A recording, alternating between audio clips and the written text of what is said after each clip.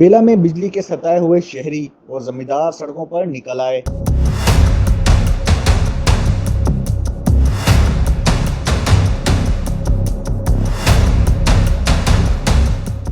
बेला cross के मकाम पर कराची कोयटा कौमी शाहराह पर धरना देकर मुजाहिरीन ने कौमी शाहराह को ट्रैफिक के लिए ब्लॉक कर दिया।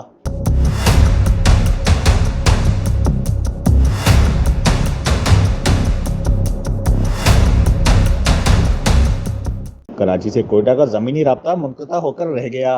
कौमी शाहराह ब्लॉक होने से हजारों मुसाफिर फंस गए और सड़क के दोनों इतराफ गाड़ियों की लंबी कतारें लग गईं। मुजाहिरीन का कहना था कि गुज़िश्ता कई घंटों से गैर एलानिया लोड शेडिंग की वजह से आवाम सख्त परेशान होकर रह गए हैं, जिससे जमींदार और शहरी तबका परेशान होकर सड़कों पर निकल आया है।